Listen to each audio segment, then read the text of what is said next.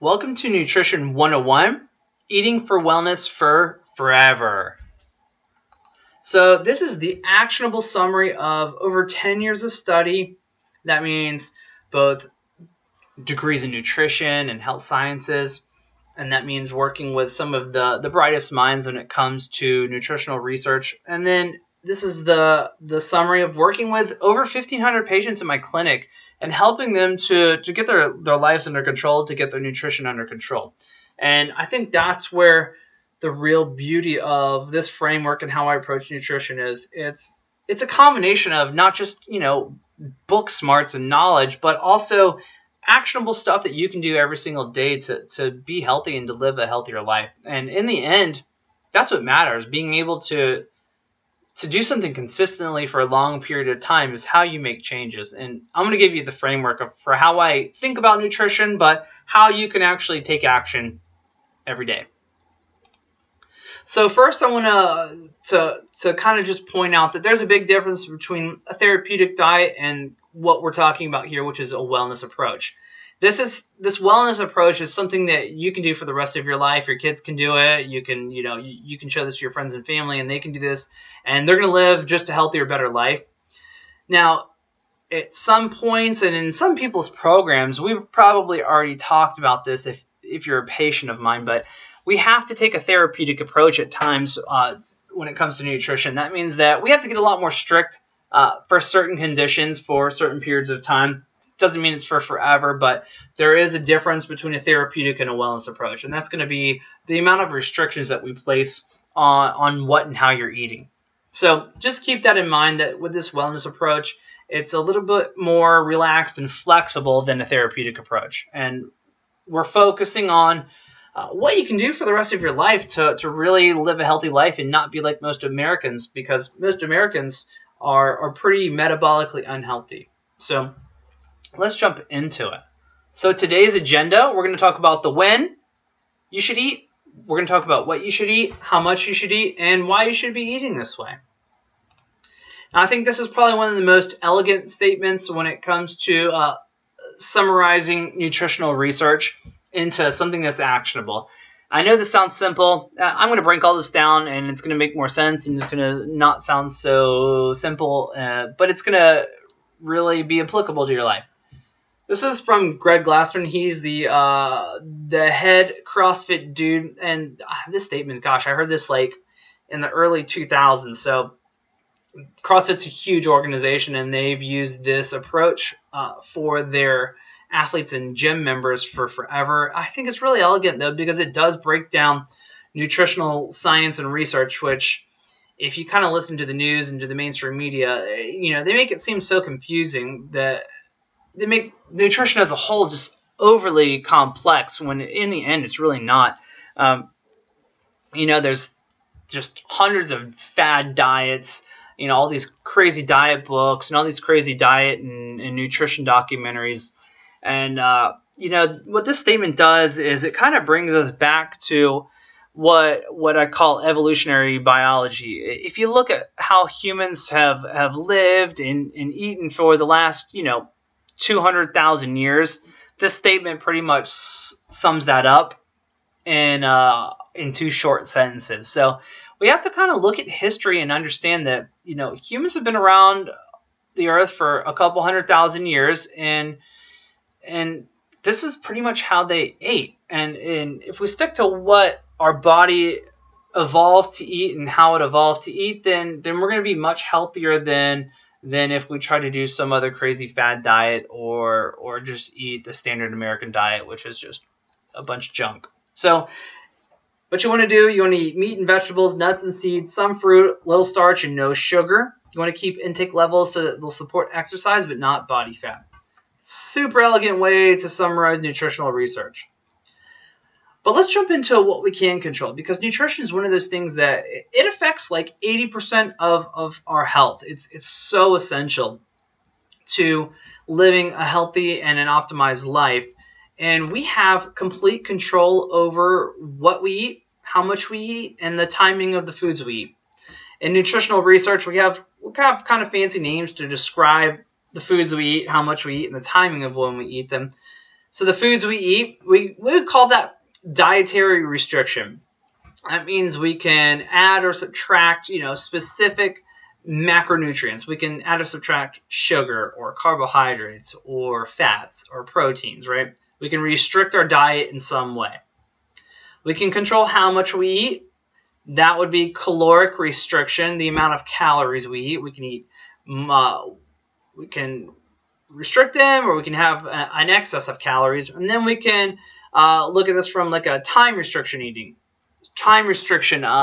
viewpoint. So that's the timing of when we would eat foods.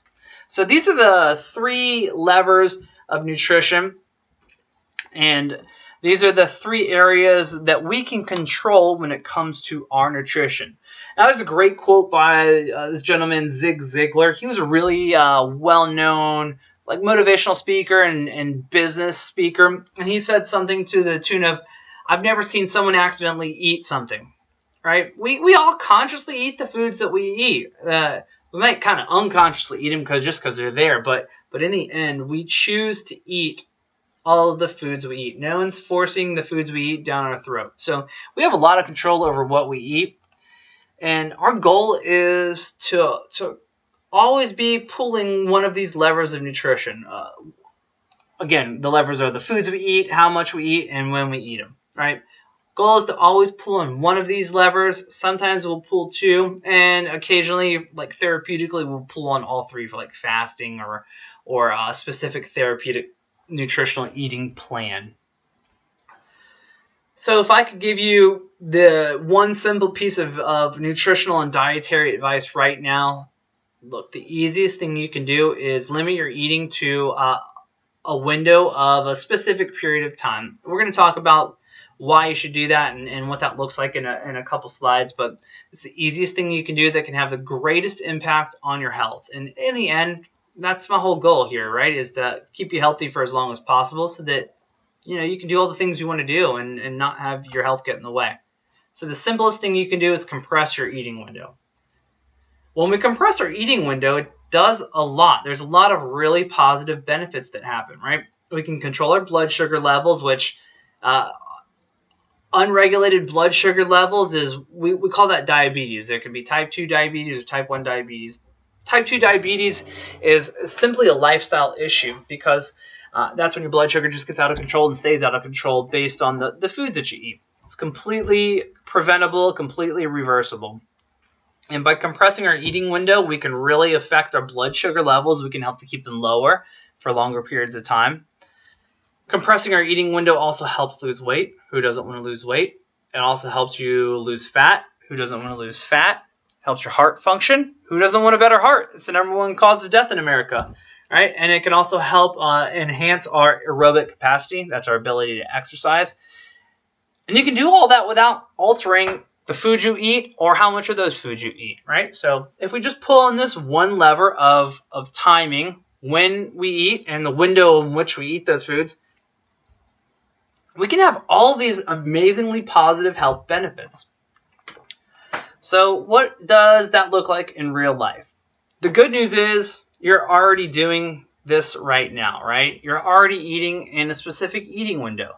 We just want to compress that window. So right now you're already eating in probably a 14-hour eating window. So this first line here shows what you're probably doing right now. You're not eating for about 10 hours and you're eating within a 14-hour window. That means your first meal is something like at 6:30 in the morning. Your last meal or snack, you're done around 8:30. This is most people, somewhere in a 14-hour eating window. So what we want to do is just slowly work our way down this chart. Now, this is going to be really beneficial for most people. This isn't beneficial for every single person. And if you're a patient of mine, we've already talked about if this is something you should be doing or shouldn't be doing. And we've already talked about what's important to you. But for the vast majority of people, we want to compress our eating window. And we're looking to shoot towards an eating window where we're not eating for like 16 hours and we are eating for in an 8-hour window, right? So first step you can do is move to a 12-hour eating window where you're not eating for 12 hours and you're eating for 12, right? That looks like your first meal is somewhere around 8 a.m. You're done eating by 8 p.m. Next thing we want to do, we want to do that for a couple weeks, a month, and then we'll take a couple hours away. We'll compress our eating window and start shifting things, where your first meal is somewhere around 9 a.m., your last meal is at 7 p.m. That's a 10-hour eating window.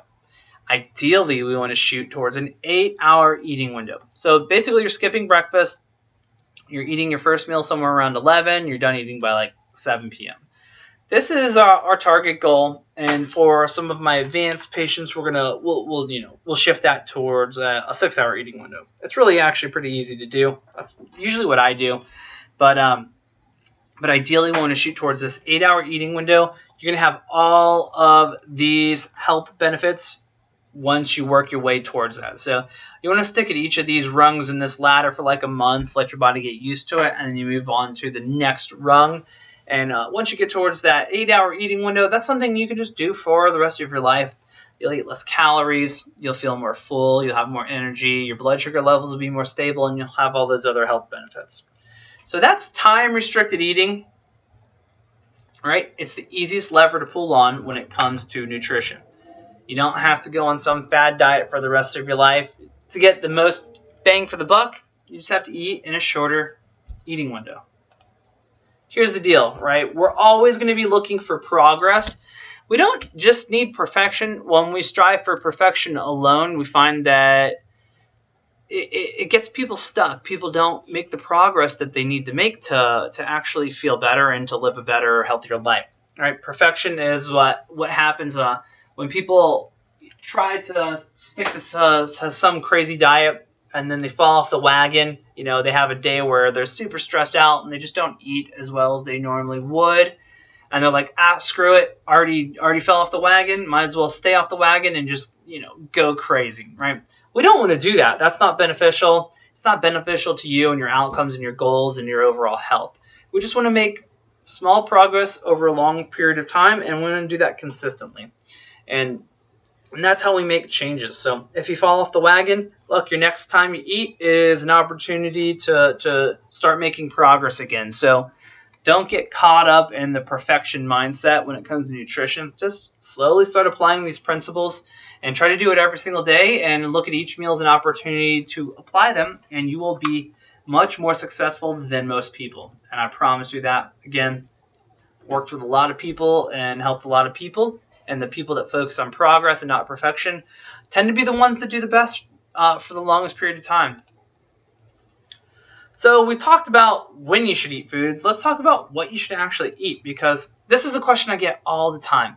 I get people asking me in clinic, or they'll text me, Doc, should I be, what is this good for me? Is this bad for me? Should I eat this? Should I not eat this? I don't look at food that way, right? I'm not going to give you a list of good versus bad food. I like to look at foods on a spectrum. Some foods you should eat a lot more of. Some foods you can eat a little bit. And some foods, you should really try to avoid them and eat a whole lot less of them.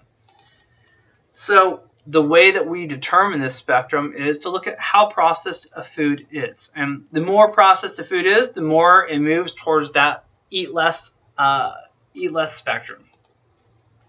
Here's the deal with food processing. It's crazy. All the stuff that you find in a box, all the stuff that basically doesn't grow on the ground or doesn't have eyes and hooves, right, is processed food. And processed food is just junk. It's full of empty calories. This picture really illustrates how we can go from an unprocessed food, which is a regular potato, right? A regular potato is like 100 to 150 grams of food. Like 80 calories in a regular potato, right? You bake a potato, you're going to get about 100 calories. Or, I'm sorry, you're going to get about 80 calories from it. You're going to get like 18 grams of carbs, a little bit of protein, and it's mostly water. It's a great food for you. Now, when we mildly process this potato and we make it into French fries, look at the jump in calories. It's like almost 3.5 times the amount of calories when it's processed like this. That's crazy. I'm sorry, 4 times, right? So that's because, you cut the potato up and you fry it in some crazy oil, and those potatoes soak up all those fats that they were fried in. Now they have a ton more fat, and you've compressed them, so you made it smaller. So they can just hold all these fats. The carbs just jump up. And then when we process them one more step, right, into something like potato chips, the calories are significantly more fat, significantly more carbs. It's just so much worse for you. So the more we stick to foods that are natural, that come from the ground, or that lived at some point, the better it's going to be. So you don't want to have foods that come in boxes and stuff like that. It's just terrible for you. Less processed foods, the better. So what should you be eating then? Well, you want to eat fresh, minimally processed foods as often as possible. You want to balance your plate out with protein, vegetables, smart carbs, and healthy fats. And then we'll adjust the portions to meet your health or your body composition goals. So let's break down all the things I just talked about, right? These are the building blocks. They're what are called macronutrients. It's important to understand what these are so that you can really build out a good meal and understand what like a good meal template looks like. These are just your basic building blocks to a perfect meal. Let me just have a sip of tea here. All right, so those basic building blocks are going to be protein. Proteins are going to come from your meat, fish, eggs, cottage cheese, Greek yogurt. Proteins are the building blocks of life, right? When we eat protein, it gets broken down into something called amino acids, and these are literally the building blocks to all of the cells in our body. So it's essential that you have enough protein to support a healthy metabolism. Protein's good basic building block, helps keep you full, helps your body heal and repair itself. You've got to have enough protein to live a long, healthy life. Carbs are going to be our breads, our grains, our starches, our beans, our fruits, and our sugar. These provide glucose, and glucose is energy for our cells. So some glucose is fine. Too much glucose, no bueno, not good. That's diabetes, right? So there's some easy ways that we'll talk about how to build your meal template out so that you get enough carbs to sustain optimal healthy metabolism, but to where you're not overfilling your cells with sugar and becoming a type 2 diabetic. All right, fats are going to be our oils, butters, nut butters, nuts, and seeds. Fats are essential for living, right? The old idea of eating a low-fat diet, not really that beneficial. Found that when that happened, a lot of bad problems happened. This was a really common way of eating, like 70s, 80s, and even into the 90s. But we're finding that fats are really essential. Fats make up what we call the lipid bilayer. They make up our cells, basically. So you got to have enough fats. You have to have enough fats to support healthy hormone production, but you don't want too many fats either. So we want all this pretty balanced. And then I like to make vegetables their own macronutrients because no one eats enough vegetables, but they're so important to living a healthy life. So how do you create the perfect meal? Right? This is Dr. Josh's diet book in one slide. Right? You don't need all those silly fad diets. No one stays on a fad diet. They don't work. They're not beneficial in the long run. But creating the perfect meal is how you live. This is what I do every day with all my meals. It's super simple to do. Basically, you want to choose one ingredient from all the categories: protein, vegetables, smart carbs, and healthy fats. Then you want to portion those ingredients out properly. Then ideally, you cook them yourself because then you know what goes into it. You're going to eat less calories. You're going to eat higher quality foods, and it's less expensive. Right? And we'll talk about how to portion your meals out in the next slide. But that's as simple as it is, right? We all have this idea that we all want variety. Everyone always says that at first. They're like, oh man, I need more variety when it comes to what I eat. I don't like to eat the same thing all the time. And then I have them send pictures of what they eat for over 3 or 4 or 5 days. And everyone eats the same stuff every day, right? So look, you got to get that out of your mind. We all think that. We're all like, oh man, I need more variety. I need more variety. I promise you, if you take a picture of everything you eat over the course of a week, you'll see that you eat the same stuff. All right? You eat the same few meals. So what you want to do is understand that you can create the perfect meal by just picking one ingredient from each of these categories and making that your meal. Super simple.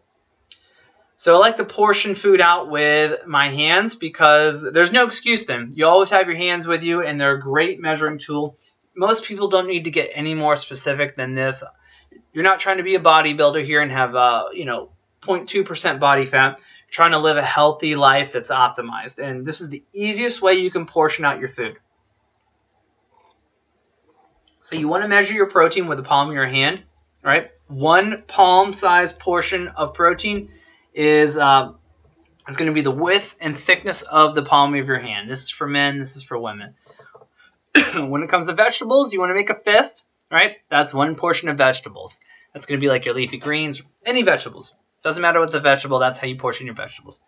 Carbs, you're gonna portion those out with a cupped hand, right? That's 1 portion of carbs. And fat, you're gonna use your thumb to portion out your fats. Right? Pretty simple. You can carry this with you everywhere because they're your hands. And we made this so simple, you can't really forget this. When it comes to portioning your meals, you want 1 portion of each. So women, you want 1 palm-sized portion of protein, 1 palm-sized portion of veggies, 1 cupped portion of carbs, and 1 thumb-sized portion of healthy fats. Men, you're just going to double that. You're going to do 2 portions of protein, 2 portions of veggies, 2 portions of carbs, 2 portions of fat. About as simple as it gets, right? So now you know how to portion your food. You know what foods you should be picking, right? Based on your goals, we can adjust your portions. If you're not losing body fat like you want to, then take a portion of carbs and fat out if you're a man. And if you're a woman, remove a half a portion of carbs and fat. And you want to do that, and you want to stick with this, right? It's going to take some time. There's no magic. You're not going to lose 10 pounds overnight. Anyone that tells you that, they're lying to you. But if you stick with these portions, you will optimize your life, and you will simplify your eating. So, look, here's a sample. This is how I template my meals out every single day with every single meal that I eat. It's so simple. I just pick, like, chicken, right? Then I'll pick something like sweet potatoes. Then I just get a bag of some type of frozen vegetables and saute them up. Add whatever spices I want to eat. So if I want to eat Mexican, I add some Mexican spices. If I want to eat Thai, I add some Thai spices. If I want to eat Indian, I add Indian spices, right? You just pick something like chicken and you make some rice. And you portion it out properly and you add some mixed vegetables. And then I add a little bit of olive oil as my healthy fat, right? This is about as simple as it gets. You can have literally endless combinations of food. I haven't done the math here on how many combinations and how many different meals you can eat by just mixing these various simple templates together with, but it's a lot, right? Hundreds probably. So that's how I portion my meals. All my meals are some combination of these right here. I'm super satisfied and super happy. It's the easiest way to do things. And then we want to hydrate, right? It's important to not leave out hydration because it's essential, right? Hydration is the body's solution to pollution. It's dilution. It's just a silly saying, but honestly, our body is made up of 60% water. Our brain is made up of water. Our cells are made up of water. The fluids in between our cells contain mostly water. It's how our body functions. So if you're not hydrated, you're not going to be functioning at your highest and most optimal level. Hydration is really simple. You don't want to be drinking soda or sugary drinks. That includes fruit drinks and juices like orange juice and cranberry juice and stuff like that. That stuff's terrible for you. You shouldn't be drinking it. Your kids shouldn't be drinking for it. No one needs juice. It's literally a sugar bomb. It'll just spike your blood sugar levels, make you look like a diabetic. So don't drink soda. Don't drink sugary drinks. If you have them in the house, literally just throw them away and don't ever buy them again. You don't need them. I promise you that. When it comes to deciding how much water you should be drinking, really simple equation is to take your body weight. So let's say you weigh 200 pounds. Divide it by 2. You should be drinking 100 ounces of water. And that's what you should be drinking every day. It's very simple. You can also have coffee. That's fine. You can have green tea. You can have black tea. Stuff's fine. But you got to focus on the water. It's super important. So why should you be eating like this? We covered how to do all this, but why? Well, like we talked about, nutrition is essential for living, and the vast majority of chronic conditions that kill us are preventable with proper nutrition. So literally 80% of heart disease is preventable, and stroke and type 2 diabetes, all preventable with proper nutrition. Right? Again, this doesn't happen overnight. That's why I've made this template something that you can just apply and do and follow for the rest of your life. If you do that, you reduce your risk of heart disease and strokes and diabetes. And over 40% of cancer would be prevented. So, look, those are two of the largest causes of death in America, heart disease and cancer. If you just focus on eating like we talk about here, you will live and have a healthier life, and you'll be there for your friends and your family in a higher capacity. So nutrition is essential. And nutrition also feeds the good bacteria in our gut. And we're finding more and more about the importance of this bacteria, which we call your microbiota. There's more microbes that live inside your gut than there are your own cells in your body. And we find that these microbes, these little bacteria that live inside us, they influence us. They influence our mood. They influence our ability to be lean and to lose weight. So if we feed the good bacteria properly, then we live a better life. This is just to end things. One of the statements from one of my mentors, Dr. Peter Attia, he said, one thing is for certain. If you want to be sick, don't do any of the things that we just talked about, right? Eat as much as you want, of anything you want, whenever you want it. That's literally called the standard American diet, and the further that we can get away from this pattern of eating, the better we're going to be. I mentioned it earlier, but I'm going to mention it again. 85% of Americans are metabolically unhealthy, and that's 100% preventable, right? You can change the overall health of your body by just applying these simple eating and nutritional principles day in and day out. You'll eat delicious meals. You'll learn to cook. You'll give valuable skills to your kids and to your grandkids, and you'll just be an overall less of a burden on society and our healthcare system by choosing to eat better. Remember, no one accidentally eats something. So you have control over what you eat. Now you're armed with the tools so that you can eat better. So that is my Nutrition 101. That's how to eat for the rest of your life and to live a better life with nutrition for forever.